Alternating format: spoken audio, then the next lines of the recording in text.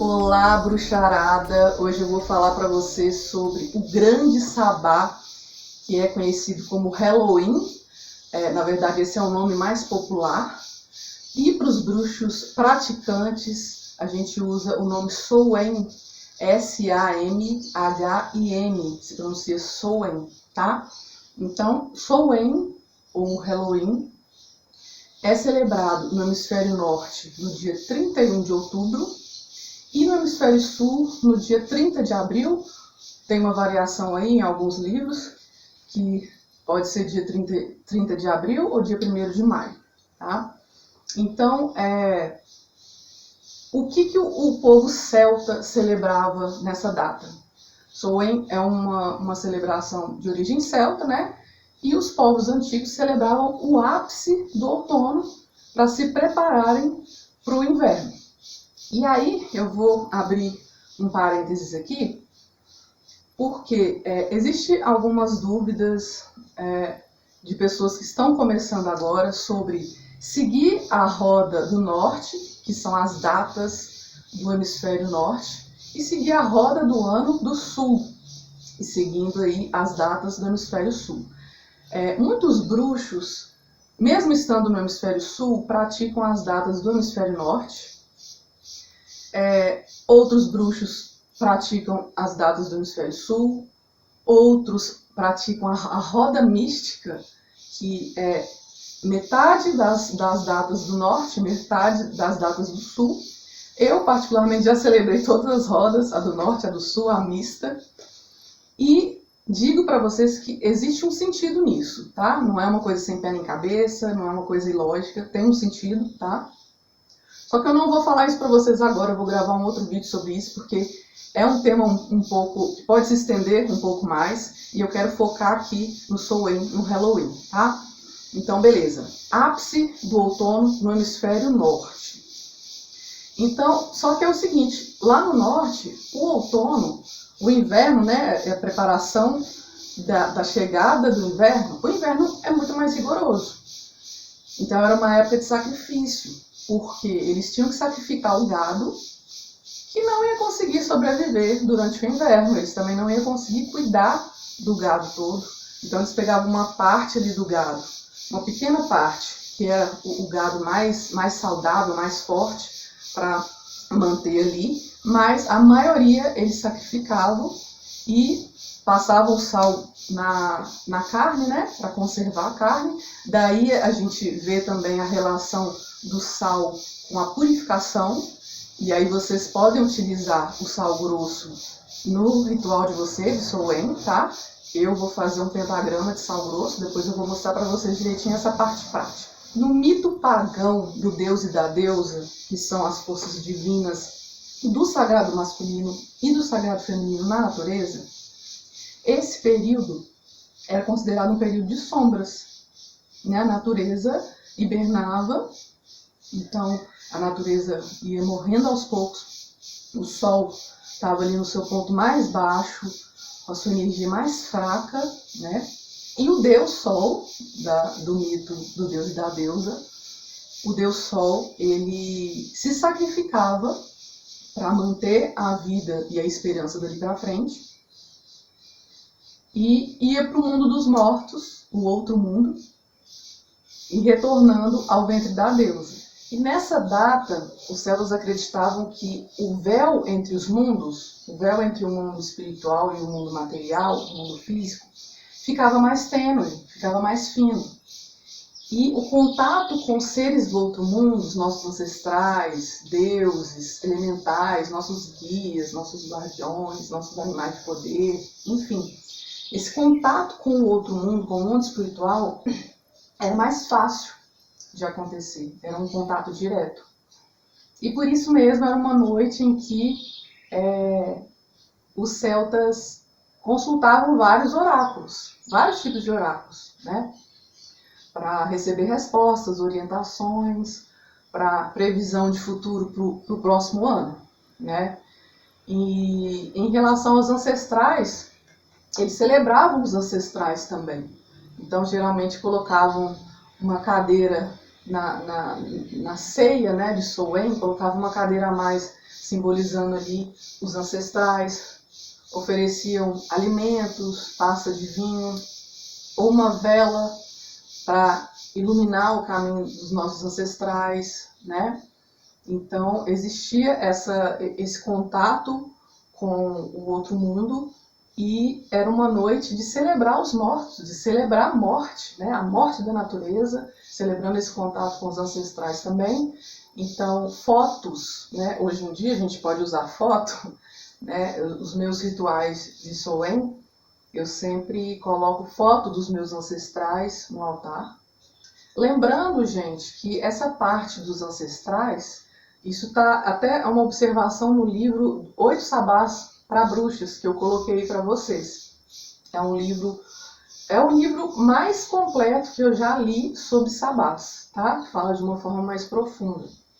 Então, nesse livro, os autores, eles mencionam que não é legal você invocar ou evocar os ancestrais, porque a gente não sabe como que eles estão do outro lado, né? Eles têm o tempo deles, eles têm a vida deles lá, a gente não sabe se isso vai ser bom para eles, ou se eles vão voltar para esse mundo com esse chamado e se apegar de alguma forma, ou atrapalhar o processo deles. Então, o ideal não é chamar os ancestrais, não é invocar, chama fulano e ciclano que morreu, não. É você dizer que o ritual está aberto para quem quiser participar. Eles são convidados se quiserem participar. E aí você faz as oferendas, se quiser colocar as fotos no altar e outras opções aí que eu mencionei, ou usar a intuição de vocês para fazer como preferir. Ou seja, Soen é considerado o grande sabá pelos celtas, porque é a celebração, o ritual que a gente celebra o fim do ano. É o momento em que a gente olha para trás, olha para o que passou nas nossas vidas, para o ano que passou, deixa o passado para trás, aprende com ele, e a gente celebra a morte do velho nas nossas vidas e dentro de nós, para então a gente poder renascer aos poucos nas sombras do inverno e depois ir se abrindo para o novo nas nossas vidas, para o novo dentro de nós. Inclusive, Soen é um momento muito bom para a gente pegar o nosso livro da bruxa, ou o nosso livro das sombras, né? Para quem tem um livro de anotações ou um caderno de anotações dos seus rituais, né? Esse é um livro que a gente geralmente anota o que a gente fez naquele ritual, o que a gente pediu, os elementos que a gente usou, as correspondências astrológicas, a lua e etc. Então, em Soen, a gente pega o nosso livro da bruxa, o livro das sombras, e relê o que a gente fez durante aquele período do ano que passou, do ano que vai passar, né? E aprende com tudo que a gente viveu, com os ensinamentos daquele período, né? Relembrando aí as dificuldades que a gente teve, as crenças, os medos, os desejos, para a gente poder reformular tudo isso num aprendizado para a nossa transformação, né? E aí também tem a abóbora. A abóbora, ela é utilizada em Soen com o objetivo de afastar os maus espíritos. Por quê? Pensa assim, se o véu entre os mundos ele fica mais tênue, não vai ser um contato só com os ancestrais, os espíritos que os celtas, né, existia a mitologia, né, dos espíritos do mal, os espíritos das trevas, enfim, que poderiam ali assombrar as pessoas ou atrapalhar essa parte que envolve a colheita. Enfim, existia uma mitologia desses espíritos e a abóbora ela vai servir ela vai ter o objetivo da carranca, por exemplo. A carranca é tipo um tótem ou um ser, um animal ou um xamã, um ser que faz uma cara feia, uma cara selvagem, uma cara fechada, exatamente para botar medo nos maus espíritos e expulsar o mal, né? Então, aquela carinha que a gente faz na abóbora, que a gente vê essas abóboras no Halloween, né? O sentido, existe um sentido mais profundo nisso. É exatamente fazer aquelas carinhas de abóbora má mesmo, para usar, ativar aquele elemento, colocar a nossa energia ali na hora de fazer o Jack-o'-lantern, né? Para expulsar as energias ruins das nossas vidas. Então eu também vou fazer amanhã um vídeo mostrando como que a gente pode criar o nosso Jack-o'-lantern, tá? Não é difícil, e para quem quiser fazer, amanhã eu vou ensinar vocês, tá? O que a gente pode trabalhar em Samhain nos dias de hoje?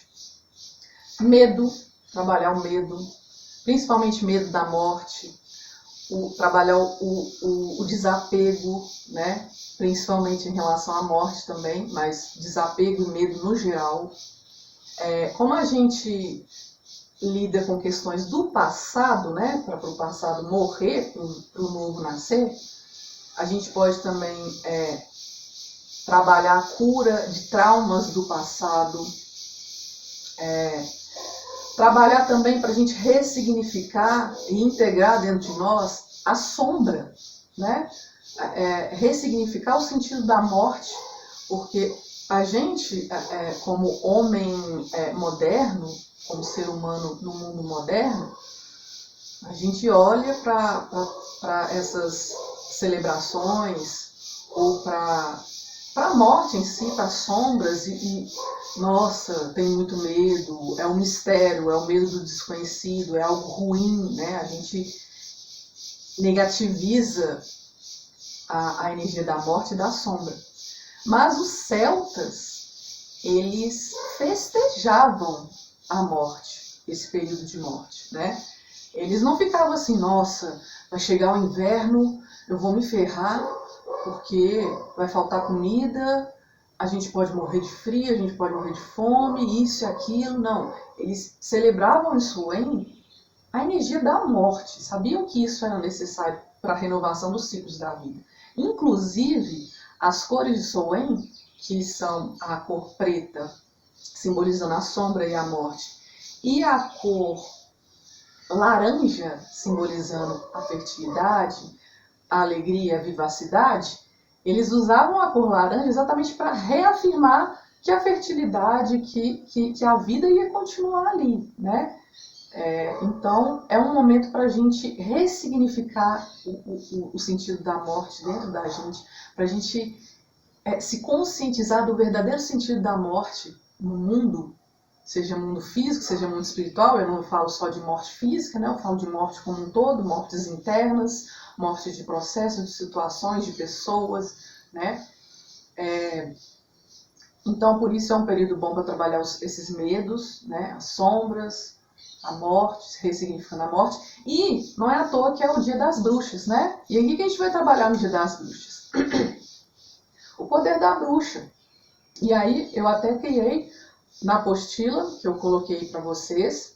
Na verdade não é uma apostila, né? São 2 páginas, mas com informações muito importantes aí para quem quer obter mais conhecimentos, que são as correspondências desse ritual, né? Ervas, pedras, deuses que podem ser chamados, que estão relacionados a essa época, a essa data.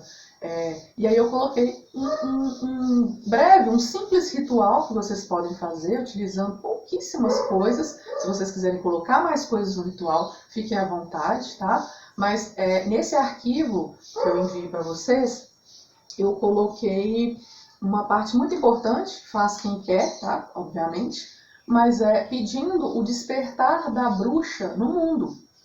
O despertar das verdadeiras bruxas, que podem estar escondidas, inseguras, por medo do julgamento, por medo ainda da Inquisição, né? Esse medo que muitas pessoas têm de se assumir bruxa, até nos dias de hoje, bruxa ou bruxo, né? Vem muito dessa coisa ainda enraizada dentro da gente da Inquisição.